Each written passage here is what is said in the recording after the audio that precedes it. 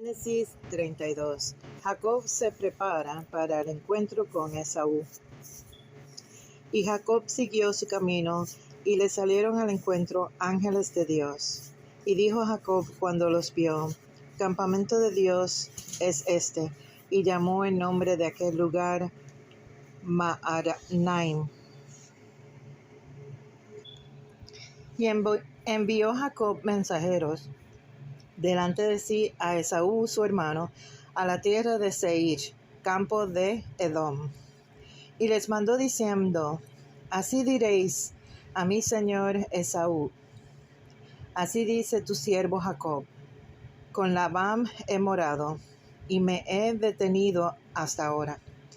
Y tengo vacas, asnos, ovejas, y siervos y siervas, y envío a decirlo a mi señor para hallar gracia en tus ojos. Y los mensajeros volvieron a Jacob, diciendo: Vinimos a tu hermano Esaú, y él también viene a recibirte, y 400 hombres con él. Entonces Jacob tuvo gran temor, y se angustió, y distribuyó el pueblo que tenía consigo, y las ovejas, y las vacas, y los camellos, en 2 campamentos. Y dijo: Si viene Esaú contra un campamento y lo ataca, el otro campamento escapará. Y dijo Jacob: Dios de mi padre Abraham, y Dios de mi padre Isaac, Jehová, que me dijiste: Vuélvete a tu tierra y a tu parentela, y yo te haré bien. Menor soy que todas las misericordias y que toda la verdad que has usado para con tu siervo, pues con mi cayado pasé este Jordán, y ahora estoy sobre 2 campamentos. Líbrame ahora de la mano de mi hermano, de la mano de Esaú, porque le temo, no venga acaso y me hiera la madre con los hijos. Y tú has dicho: Yo te haré bien, y tu descendencia será como la arena del mar, que no se puede contar por la multitud. Y durmió allí aquella noche, y tomó de lo que le vino a la mano un presente para su hermano Esaú: 200 cabras y 20 machos cabríos, 200 ovejas y 20 carneros, 30 camellas paridas con sus crías, 40 vacas y 10 novillos, 20 asnas y 10 borricos. Y lo entregó a sus siervos, cada manada de por sí. Y dijo a sus siervos: Pasad delante de mí, y poner espacio entre manada y manada. Y mandó al primero diciendo: Si Esaú mi hermano te encontrare, y te preguntare diciendo: ¿De quién eres? ¿A dónde vas? ¿Y para quién es esto que llevas delante de ti? Entonces dirás: Es un presente de tu siervo Jacob, que envía a mi señor Esaú, y he aquí, también él viene tras nosotros. Mandó también al segundo y al tercero, y a todos los que iban tras aquellas manadas, diciendo: Conforme a esto hablaréis a Esaú cuando le hallaréis. Y diréis también: He aquí tu siervo Jacob viene tras nosotros, porque dijo: Apaciguaré su ira con el presente que va delante de mí, y después veré su rostro, quizás le seré acepto. Pasó pues el presente delante de él, y él durmió aquella noche en el campamento. Jacob lucha con el ángel en Peniel. Y se levantó aquella noche, y tomó sus 2 mujeres, y sus 2 siervas, y sus 11 hijos, y pasó el vado de Jacob. Los tomó pues, e hizo pasar el arroyo a ellos y a todo lo que tenía. Así se quedó Jacob solo, y luchó con él un varón hasta que rayaba el alba. Y cuando el varón vio que no podía con él, tocó en el sitio del encaje de su muslo, y se desconyuntó el muslo de Jacob mientras con él luchaba. Y dijo: Déjame, porque raya el alba. Y Jacob le respondió: No te dejaré si no me bendices. Y el varón le dijo: ¿cuál es tu nombre? Y él respondió, Jacob. Y el varón le dijo, no se dirá más tu nombre Jacob, sino Israel, porque has luchado con Dios y con los hombres y has vencido. Entonces Jacob le preguntó y dijo, declárame ahora tu nombre. Y el varón respondió, ¿por qué me preguntas por mi nombre? Y lo bendijo allí, y llamó Jacob el nombre de aquel lugar Peniel, porque Dios dijo, vi a Dios cara a cara, y fui librada mi alma. Y cuando había pasado Peniel, le salió el sol y cojeaba de su cadera. Por esto no comen los hijos de Israel hasta hoy día el tendón que se contrajo, el cual está en el encaje del muslo, porque tocó a Jacob este sitio de su muslo en el tendón con que se contrajo. Marcos 5. El endemoniado Gadareno. Y vinieron al otro lado del mar, a la región de los Gadarenos. Y cuando salió él de la barca, enseguida vino a su encuentro de los sepulcros un hombre con un espíritu inmundo, que tenía su morada en los sepulcros. Y nadie podía atarle, ni aun con cadenas, porque muchas veces había sido atado con grillos y cadenas, mas las cadenas habían sido hechas pedazos por él, y desmenuzado los grillos, y nadie le podía dominar. Y siempre, de día y de noche, andaba dando voces en los montes y en los sepulcros, e hiriéndose con piedras. Cuando vio pues a Jesús de lejos, corrió y se arrodilló ante él, y clamando a gran voz dijo, ¿qué tienes conmigo, Jesús, Hijo del Dios Altísimo? Te conjuro por Dios que no me atormentes. Porque le decía, sal de este hombre, espíritu inmundo. Y le preguntó, ¿cómo te llamas? Y respondió diciendo, Legión, me llamo porque somos muchos. Y le rogaba mucho que no los enviase fuera de aquella región. Estaba allí cerca del monte un gran hato de cerdos paciendo. Y le rogaron todos los demonios, diciendo, envíanos a los cerdos para que entremos en ellos. Y luego Jesús les dio permiso. Y saliendo aquellos espíritus inmundos, entraron en los cerdos, los cuales eran como 2000, y el hato se precipitó en el mar por un despeñadero, y en el mar se ahogaron. Y los que apacentaban los cerdos huyeron, y dieron aviso en la ciudad y en los campos, y salieron a ver qué era aquello que había sucedido. Viendo a Jesús, y ven al que había sido atormentado del demonio, y que había tenido la legión, sentado, vestido, y en su juicio cabal, y tuvieron miedo. Y les contaron los que habían visto cómo le había acontecido al que había tenido el demonio, y lo de los cerdos, y comenzaron a rogarle que se fuera de sus contornos. Al entrar él en la barca, el que había estado endemoniado le rogaba que le dejase estar con él. Mas Jesús no se lo permitió, sino que le dijo, vete a tu casa, a los tuyos, y cuéntales cuán grandes cosas el Señor ha hecho contigo, y cómo ha tenido misericordia de ti. Y se fue, y comenzó a publicar en Decápolis cuán grandes cosas había hecho Jesús con él, y todos se maravillaban. La hija de Jairo y la mujer que tocó el manto de Jesús.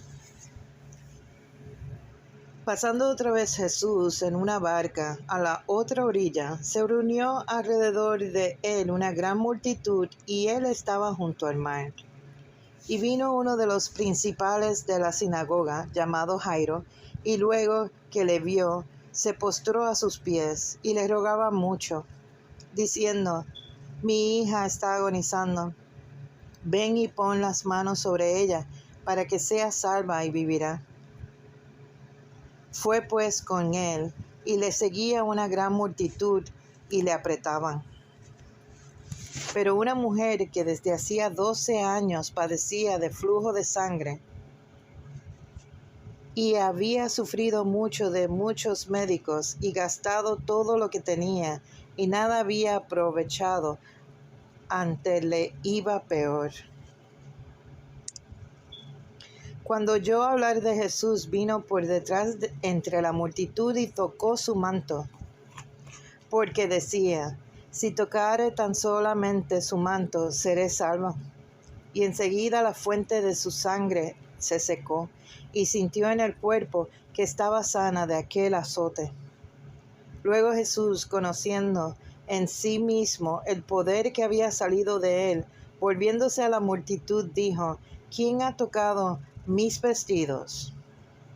Sus discípulos le dijeron: ¿Ves que la multitud te aprieta y dices: ¿quién me ha tocado? Pero él miraba alrededor para ver quién había hecho esto. Entonces la mujer, temiendo y temblando, sabiendo lo que en ella había sido hecho, vino y se postró delante de él y le dijo toda la verdad. Y él le dijo: Hija, tu fe te ha hecho salva. Ve en paz y queda sana de tu azote. Mientras él aún hablaba, vinieron de la casa del principal de la sinagoga, diciendo: Tu hija ha muerto. ¿Para qué molestas más al maestro? Pero Jesús, luego que oyó lo que se decía, dijo al principal de la sinagoga: No temas, cree solamente. Y no permitió que se le siguiese nadie sino Pedro, Jacobo y Juan, hermano de Jacobo.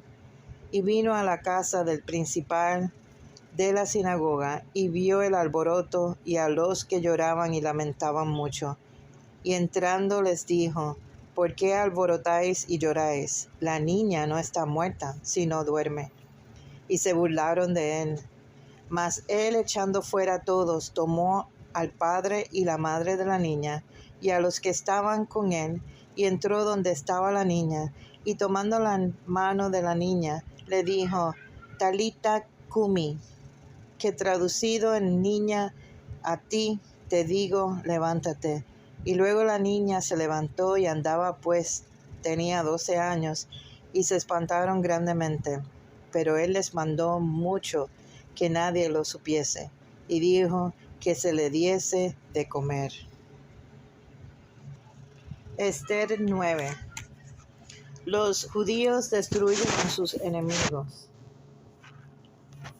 Y en el mes 12, que es el mes de Adar, a los 13 días del mismo mes, cuando debía ser ejecutado el mandamiento del rey y su decreto, el mismo día en que los enemigos de los judíos esperaban enseñorearse de ellos, sucedió lo contrario, porque los judíos se enseñorearon de los que los aborrecían.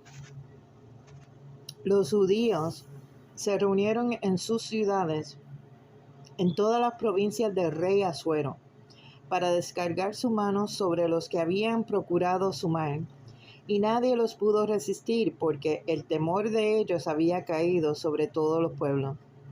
Y todos los príncipes de las provincias, los sátrapas, capitanes y oficiales del rey, apoyaban a los judíos, porque el temor de Mardoqueo había caído sobre ellos, pues Mardoqueo era grande en la casa del rey, y su fama iba por todas las provincias. Mardoqueo iba engrandeciéndose más y más. Y asolaron los judíos a todos sus enemigos a filo de espada, y con mortandad y destrucción, e hicieron con sus enemigos como quisieron. En Susa, capital del reino, mataron y destruyeron los judíos a 500 hombres. Mataron entonces a Parsadata, Dalfón, Aspata, Porata, Adalía, Aridata, Parmasta, Arisaí, Aridal y Vaisata. 10 hijos de Amán, hijo de Amedadata, enemigo de los judíos, que no tocaron sus bienes. El mismo día se le dio cuenta al rey acerca del número de los muertos en Susa, residencia real. Y dijo el rey a la reina Esther: en Susa, capital del reino, los judíos han matado a 500 hombres y a 10 hijos de Amán, que habrán hecho en las otras provincias del rey. ¿Cuál pues es tu petición y te será concedida? ¿O qué más es tu demanda y será hecha? Y respondió Esther: si place el rey, concédase también mañana a los judíos en Susa que hagan conforme a la ley de hoy, y que cuelguen en la horca a los 10 hijos de Amán. Y mandó el rey que se hiciese así. Se dio la orden en Susa y colgaron a los 10 hijos de Amán. Y los judíos que estaban en Susa se juntaron también el 14 del mes de Adar y mataron en Susa a 300 hombres, pero no tocaron sus bienes. La fiesta de Purim. En cuanto a los otros judíos que estaban en las provincias del rey, también se juntaron y se pusieron en defensa de su vida, y descansaron de sus enemigos, y mataron en sus contrarios a 75,000, pero no tocaron sus bienes. Esto fue el día 13 del mes de Adar, y reposaron el día 14 del mismo, y lo hicieron día de banquete y de alegría. Pero los judíos que estaban en Susa se juntaron el día 13 y el 14 del mismo mes, y el 15 del mismo reposaron y lo hicieron día de banquete y regocijo. Por tanto, los judíos aldeanos que habitaban en las villas sin muro hacen los 14 del mes de Adar el día de alegría y de banquete, un día de regocijo y para enviar porciones cada uno a su vecino.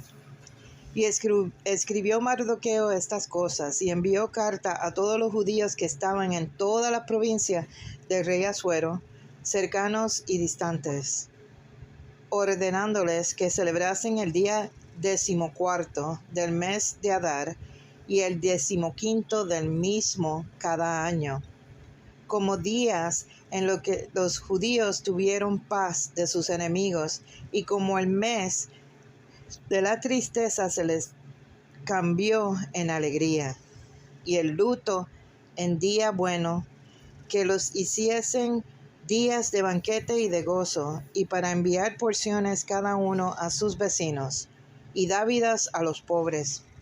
Y a los judíos aceptaron hacer según habían comenzado los que le escribió Mardoqueo, porque Amán, hijo de Amedata, Agageo, enemigo de todos los judíos, había ideado contra los judíos un plan para destruirlos, y había echado pur, que quiere decir suerte, para consumirlos y acabar con ellos.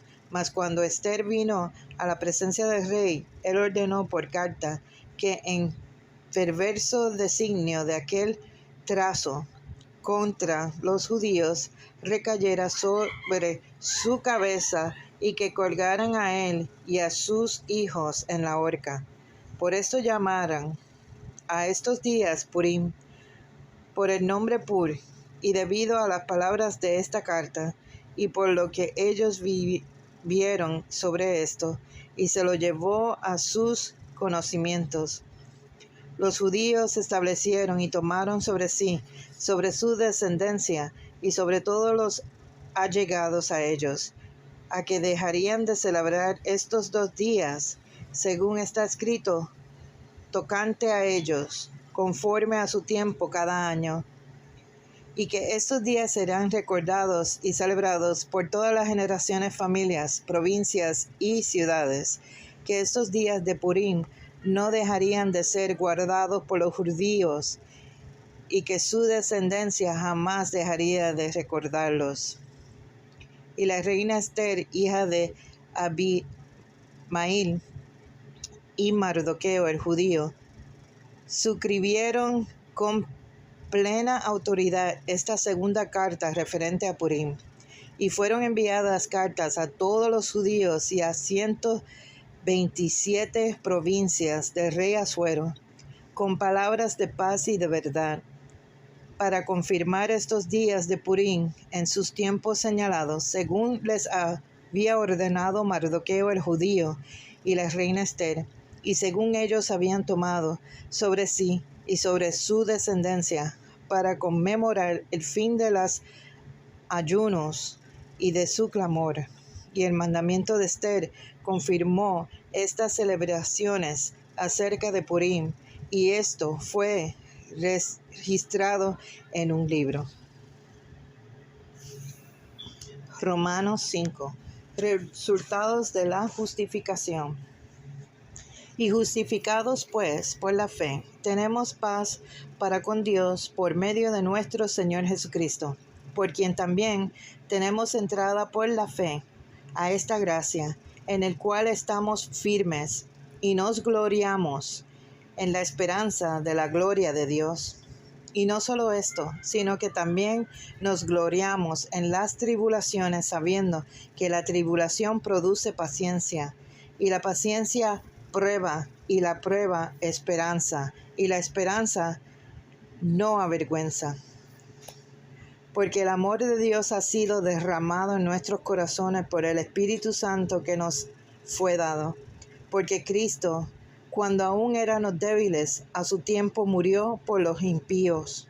Ciertamente, apenas morirá alguno por un justo, con todo pudiera ser que alguno osara morir por lo bueno. Mas Dios muestra su amor para con nosotros, en que siendo aún pecadores, Cristo murió por nosotros. Pues mucho más, estando ya justificados en su sangre, por él seremos salvos de la ira. Porque si siendo enemigos fuimos reconciliados con Dios por la muerte de su Hijo, mucho más, estando reconciliados, seremos salvos por su vida. Y no solo esto, sino que también nos gloriamos en Dios por el Señor, nuestro Jesucristo, por quien hemos recibido ahora la reconciliación. Adán y Cristo. Por tanto, como el pecado entró por el mundo por un hombre, y por el pecado la muerte, así la muerte pasó a todos los hombres, por cuanto todos pecaron. Pues antes de la ley había pecado en el mundo, pero donde no hay ley, no se inculpa de pecado. No obstante, reinó la muerte desde Adán hasta Moisés, aun en los que no pecaron a la manera de la transgresión de Adán, el cual es figura del que había de venir. Pero el don no fue como transgresión, porque sí, por la transgresión de aquel uno murieron los muchos, abundaron mucho más para los muchos la gracia y el don de Dios por la gracia de un hombre, Jesucristo. Y con el don no sucede como en que el caso de aquel uno que pecó, porque ciertamente el juicio vino a causa de un solo pecado para condenación. Pero el don vino a causa de muchas transgresiones para justificación. Pues sí, por la transgresión de uno solo reinó la muerte, mucho más reinarán en vida por solo Jesucristo los que reciben la abundancia de la gracia y el don de la justicia. Así que, como por la transgresión de uno vino la condenación a todos los hombres, de la misma manera, por la justificación de uno vino a todos los hombres la justificación de la vida. Porque así como por la desobediencia de un hombre muchos fueron constituidos pecadores, así también por la obediencia de uno los muchos serán constituidos justos. pero la ley se introdujo para que el pecado abundase. Mas cuando el pecado abundó, sobreabundó la gracia, para que así como el pecado reinó para muerte, así también la gracia reine por la justicia para vida eterna mediante Jesucristo, Señor nuestro.